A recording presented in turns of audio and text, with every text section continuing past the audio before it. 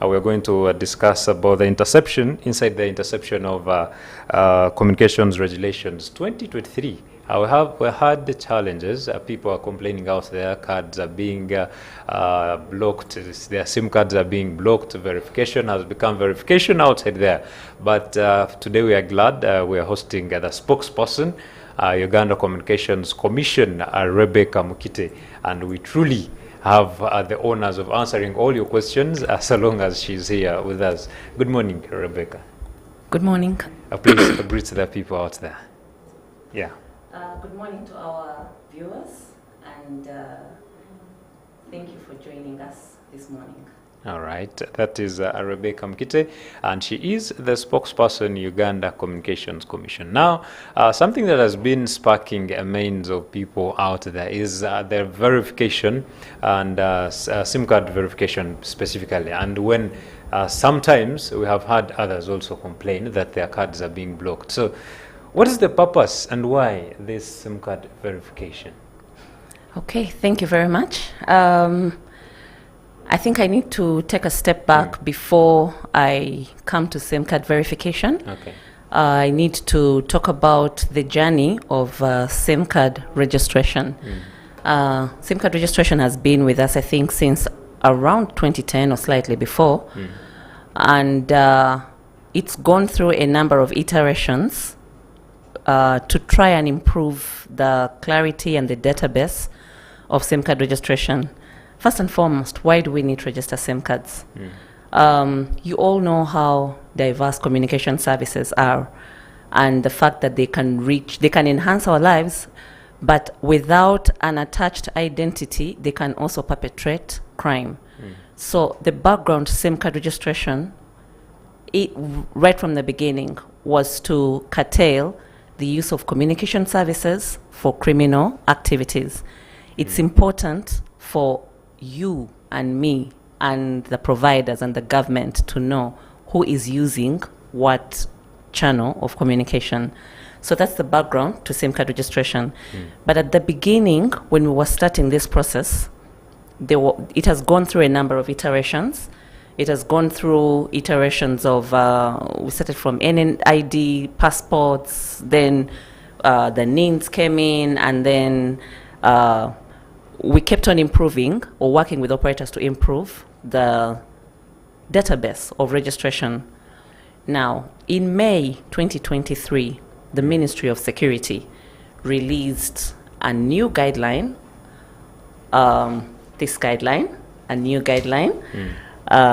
they call it the Regulation of Interception of Communications Regulation. Okay. Now, this regulation has instruction. It's first of all an instrument of the Ministry of Security, because, as you know, issues of national security are under their mandate.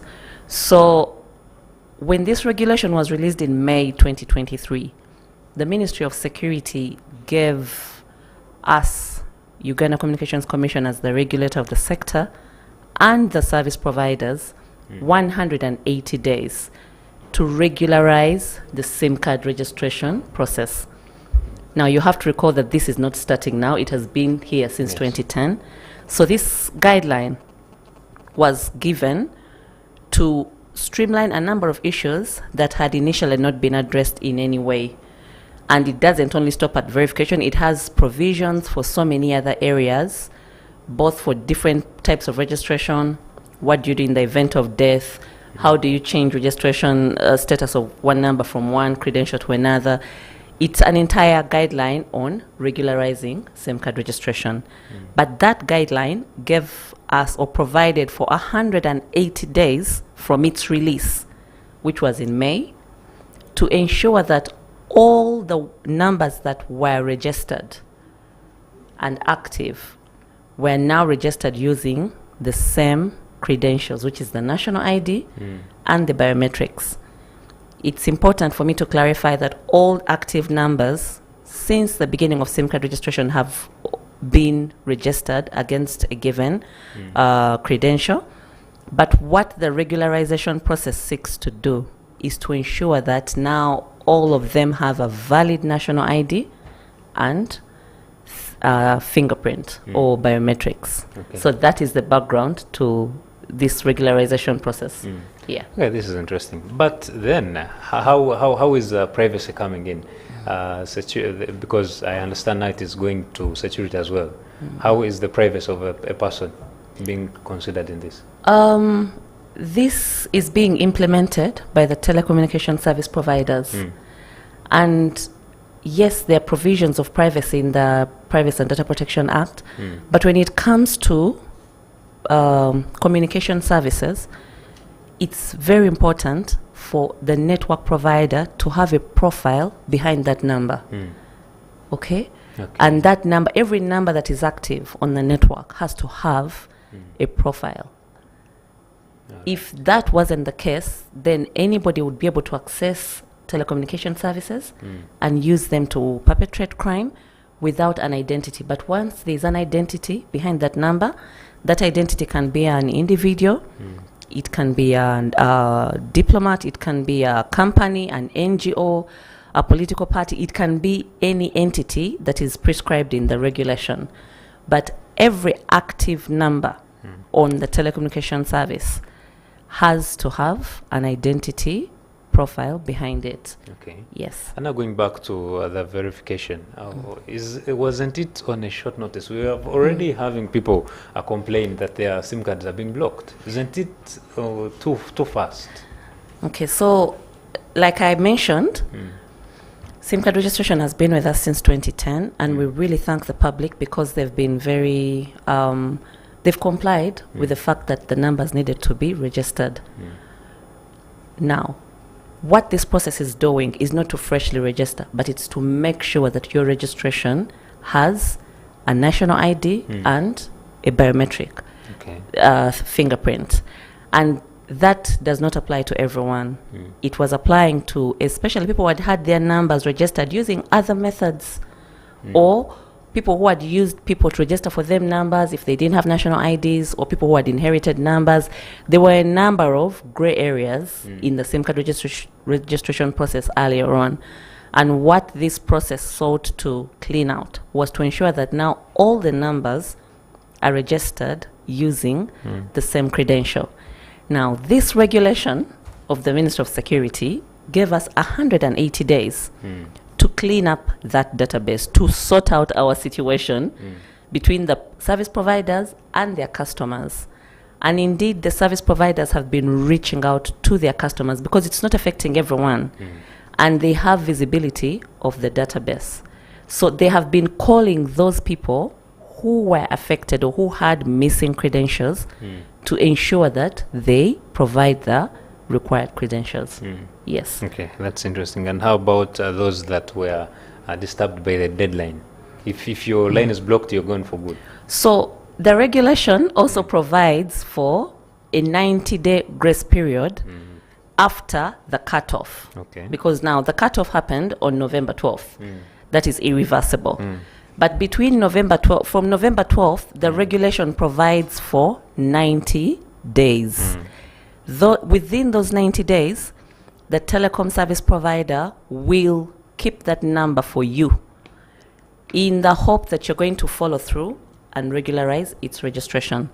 Should you not regularize the registration of that number in the 90 days after the cutoff, it will then be put back in the float and assigned to another user. Okay. Yeah. Assigned to another user. Yes. But still, within that period of 90 days, for that person who has a number that was disconnected, that has mobile money on it, you can access or withdraw your mobile money. You cannot top up mobile money on that account anymore, but you can remove the existing balance on the account. Okay. And then also, should you choose not to regularize the number, as in to give up on the number, there will still be an arrangement or a process by Bank of Uganda as the regulator of mobile money for you to access your money. If you provide the right credentials to the service provider, you will still be able to withdraw that money. Okay. Yeah. That's a good one. If you've had your money, the only challenge is not topping up. I think it is advisable, but changing numbers, isn't it challenging? What responses have you got from people? They seem to be cussing a lot out there. There's been a really good response from the public. We want to thank the public and the telecommunication service providers because they've tried to engage people at a personal basis. I know that the service centers were calling people, hello, Rebecca, you need to come into a service center to regularize your SIM card registration. A lot of the people responded. A lot of the networks used coercion. So you would wake up in the morning and all of a sudden you can't make calls. So it would force you to go to the service center. And that also helped a lot of people to regularize their SIM card registration. There are some exceptional cases of our people who have to wait for the real last minute who, yes, they were inconvenienced, but there has been proactive response both from the service providers and the network providers and the users. I believe we've had good response. There's some extreme cases of inconvenience, and those ones we can't avoid. That's unavoidable in these circumstances. But the overall goal is to improve the safety of communication services. And that is to my benefit, to your benefit, to the government's benefit, as in I've not yet had one disadvantage of having safe communication services. Okay. Yeah. And maybe let's talk about fraud. This was the same step fraud men or women you were using. Yeah. Like, hello, your SIM card is going to be cut off, so do this and this. Didn't we encounter such challenges during this period? There's been a relentless anti-fraud campaign from all providers, because fraud, from the onset of the COVID-19 lockdowns globally, fraud really skyrocketed. Fraud on email, internet, and on mobile numbers or mobile networks. However, there's been a relentless campaign to educate our people about fraud. And one of the scapegoats that people were using, the fraudsters were using, was the fact that they would instruct people to enter these codes, do this. But this process did not involve codes. The requirement was go to the service center.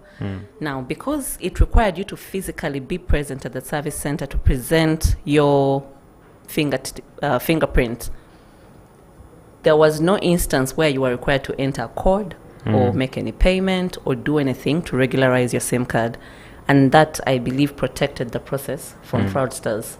Because earlier on, people were using it, the fraudsters were abusing it, but the regularization process was requiring that affected consumer to go to the service center physically and present an original national identity card.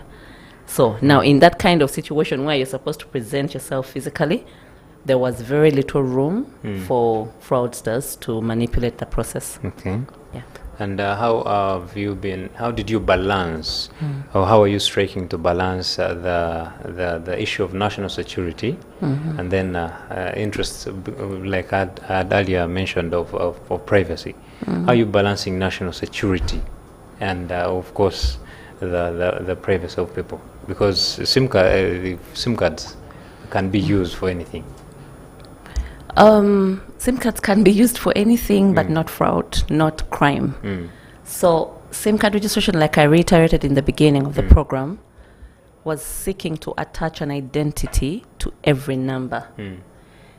That database of SIM card registration is in the custodianship of the service providers. As Uganda Communications Commission, we will not have insight into it. But your service provider has a right to know who they are serving. Okay, who is using this number and where are they using it from? It's not only for them to know, but it also allows them to plan the network resources. Because without them knowing who is using, which number of people are using the network, where are they using it from, what kind of services are they using the network for, they can't even plan for how to make the network reliable for the users. So that information that requires them to provide that. So just like you have a bank account, you can't go to the bank and you just tell them, keep for me this money, without giving them any information about yourself. Yes. You definitely have to tell the bank a little bit about yourself. What's your name? Where do you come from? In case you die, who's the administrator? Who's the next of kin? That kind of information. So this is the same case with communication services. You cannot communicate with a ghost, because then communication services can be abused. And yes, we know that communication seeks to improve the quality, socioeconomic quality of life of people, but when it's abused, it can also create as much harm as without it. So the need to have an identity attached to every number is for everybody's good. It's not only for national security. Also, you are protected to know that should someone use their access to telecommunication services to abuse your rights as an individual, you have a point of redress because there's an identity attached to that number. Yeah. Okay. Talk about people who have so many SIM cards registered in their names, but they're not their users. Is this at any moment, are they the only ones supposed to verify? Yes. Sort of? So if you have a number that you have been using, that someone registered for you, if that number was registered using the right process, as in if it was registered with a national ID and a biometric, that number will not be disconnected.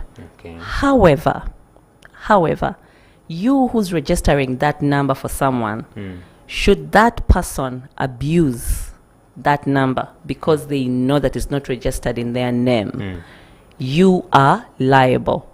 Wow. Now, this new regulation now has provisions for criminal prosecution of that number against the identity of the person who has registered it. So you can't say that this number is registered under Rebecca's name, but it is Luke who's using it. Should Luke commit a crime using that number, even if he commits that crime in Jinja and I am in Entebbe, the fact that that number has my identity attached to it, I would be liable for that crime.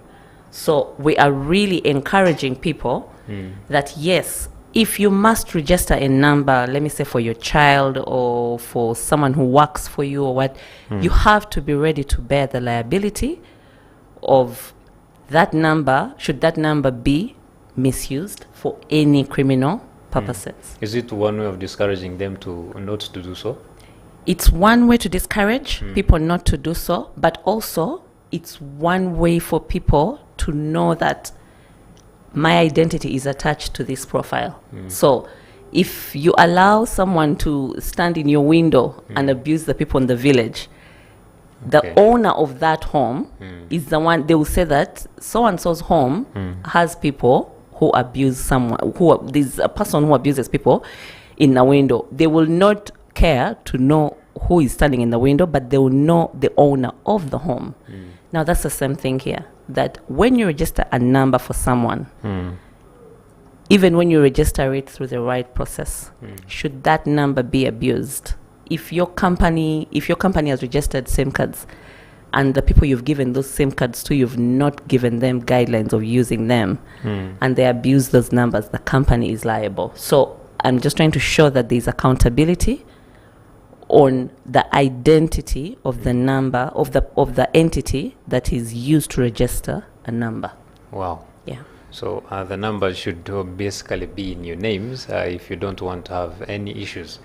Do not keep opening up or creating new accounts, new SIM cards for people that you don't know. I've seen a friend, they just come and, do you have a national ID? Yes. Can you help me with what? Just registering a SIM card. That's how risky it is. But please be mindful of that. You don't know what that person is going to use that particular SIM card for. Now, Rebecca, to what extent were you cooperating with telecommunications companies to implement this SIM card verification and registration? We have 100% worked with the telecommunications companies and also partnered with NERA because they are the custodians of the national ID to ensure that we support the process. Okay. As I've told you, the SIM card, the telecommunication providers are the implementers. Uganda Communications Commission does not give out national IDs, does not give out SIM cards. So we are supporting the process as regulators, creating a framework, method of operation, a process around the regulation. However, the regulation is an instrument of the Ministry of Security that we have to support to implement. Okay. The operators are the actual implementers, and that's why everyone who's affected in one way or another is being referred to the service center of the operators. So yes, we are supporting the process. Wow. Yeah. That's interesting. We're still discussing the interception of communications regulations 2023, and here with me is Rebecca Mukite from the Uganda Communications Commission, and she is the spokesperson. We're going to go in for a very short break because we have to really make something out of this. But remember, we are powered by Protea Hotel by Marriott and Entebbe. Short break, we're coming back. Issues at hand, powered by Protea Hotel by Marriott Entebbe. Comfort and luxury at its best.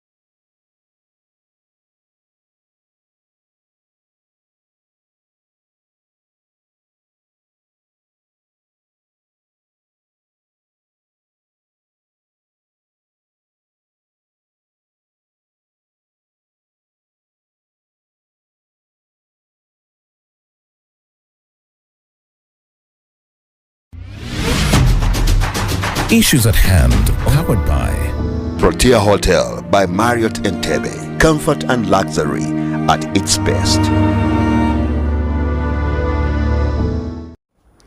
Welcome back. You're still watching Issues at Hand here at Church of Uganda Family TV. And today we're talking about the interception of the Communications Regulations 2023. And we are proudly here with Rebecca Mukite, the spokesperson of Uganda Communications Commission. We are sponsored by Protea Hotel by Marriott Entebbe, a place you definitely want to go and check out because of their services they provide, be it accommodation, be it the foods, everything, reception, everything that you want. Please do find time and go to Protea Hotel by Marriott Entebbe. We are still discussing, and remember we have been in a season or a period of verifying our SIM cards here in Uganda, and this was of course done by the telecommunications company and being overseen by UCC, which is the regulator of communications in Uganda. Now we were talking about verification, but then something later came up during the during the break, and now there's re-verification. Basically, this is for Airtel users. Can you please explain this to the people? They are getting confused. We are talking about verification, and now there's re-verification. Okay, so like we discussed at the beginning, SIM card registration has gone through a number of iterations or seasons of SIM card registration. But what has been consistent with all those seasons is that it's been handled by people. And every time a process has people involved, it is subject to some error and abuse. That is something we can't get rid of because human beings are naturally fallible. But even after we introduced the API and the national IDs, some unscrupulous agents were using people's biometrics and national IDs to make multiple registrations. So you would go to a service center to buy a SIM card to an agent, and they would maybe tell you, try again, the network hasn't worked well, try again. So you would keep putting your fingerprint on the biometric reader. But that would create multiple profiles of that same person. And then that agent would then use those registered numbers, which have been genuinely registered using your credentials, and they would sell them to people who would just want already registered numbers. So in this process, in those scenarios where people have been having multiple registrations against their names, the network providers have been still reaching out to come and now verify who is the actual person using this number, because a lot of numbers are floating out there which are registered genuinely, which are registered using people's credentials without their knowledge, and those are the numbers which are used mainly by the fraudsters. And that's why we have been imploring people to use the 197 code to check the numbers registered using your NIN. It's very important, because if you do not know the numbers registered using your NIN, you will not know that someone out there has a number using your NIN and they're using it to perpetrate crime or to defraud people or to abuse telecommunication services. So you check the numbers registered using your NIN by going to *197#, and then you select 2. When you select 2, it will ask you to enter your NIN, and enter your NIN and leave out the last 2 letters at the end of the NIN. Then it will bring for you a record of all the numbers which are registered as though they are using your NIN. Should any of those numbers not be familiar, or should you could you have lost a phone or are not using that SIM card, or you're not so sure where it is, please visit the service center and have it blocked or removed from your NIN. If you bought a SIM card for your housekeeper, for a child who has since grown up, or for a relative, or for a friend, or for a spouse, or someone you're relating with, and you're not in control or in touch with those people anymore, please visit a service center and get those numbers removed from your NIN. Yeah. It is very, very important. Please, and sometime back, I remember I was passing by some service center, And these people are like, we have SIM cards ready registered. Like, ready registered? How do you purchase a SIM card that is not in your names? But anyway, we should always be cautious, because this is a funny world now. Crimes are everywhere. They can use your name, your number, which is registered in your names actually, and then that is how you enter into things you do not understand. But now, I want us to look back on the process of verification for people who, for many reasons maybe, didn't manage to verify their cards or something like that. For reasons, maybe national ID is delayed or they are lost, things like that. Is there any support you're offering them? Yes, so for people who have challenges with your national IDs, if the national ID is lost or it's damaged or you have a problem where you can't use it to re-verify your registration, we're advising people to visit the nearest NERA office. Okay. When you go to the NERA office, they will provide you with a confirmation of registration letter. That letter will have your registration credentials. Now, when they provide you with that letter, a copy of that letter will also be transmitted to the service provider of your network. And it will actually be addressed to the service center. Now, that letter will help you verify that indeed, my name is Rebecca Mukite, these are my credentials, this is my face, and then the service provider will be able to support you in regularizing. There was another category of people who had challenges with their biometrics. This also has two types. There are people who, even at the time of getting their national IDs, did not have biometrics, as in when they would place their thumbprint or their fingers on the biometric reader or scanner, it would not return a print. Now, those people, we still advise them to go to NERA. They'll get the same confirmation of registration letter that shows that you indeed had challenges with your biometrics. That letter, you then bring it to Uganda Communications Commission for it to be re-verified. When it is verified by UCC and NERA, you shall then be able to take it to a service center and they'll support you. The third category are the people who registered for national IDs and they registered with biometrics, but right now, maybe due to work or the kind of things they do, their fingerprint has since faded. Now, for that category of people, we still advise you to visit NERA. For that same letter, they will confirm that, yes, this is Luke. These are his credentials. He now seems not to be able to have a biometric pattern on his finger, but kindly provide him service. So these processes all start with NERA. When you visit NERA and they ascertain that you are the one and you are the owner of that registration profile in their database, then they will give you that letter. But what that shows is that everybody has to have an identity profile with NERA. Yeah. Okay, how are you reaching out this information to a person out there? Because really, I think somehow, somewhere, someone is not informed about such, because you find if they don't have a national ID, they will just leave it at that, since I have no ID. How are you sending out information? So a lot of this information has been disseminated through the network providers themselves, because they're the ones who are implementing this process.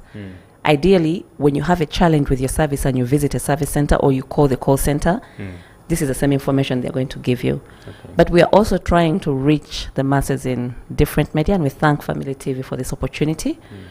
We're trying to reach people through different media to give them a process, to give them solutions, to give them options on how they can navigate the verification process to ensure that they are not, they don't get disruption to their service. Okay. Yeah. And about maybe mishandling, concerns of mishandling the registration process or SIM registration process, majorly by the providers, service providers themselves. How have you addressed such? Are you arresting them now, like that one those who opened up multiple cards for people unknowingly? Are you arresting such, or what are you doing? In the past, I think 12 months or so, we have been working with telecom service providers and the law enforcement officers, Uganda Police, and all the other bodies to create a framework of control around abuse of communication services.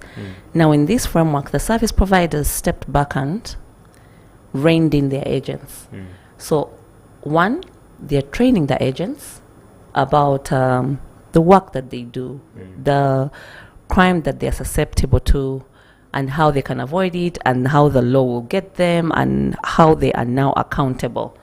You can't hide behind, I am an agent, so someone maybe misled me or convinced me. They are training their agents about the service that they offer and how to avoid being sucked into the crime rings.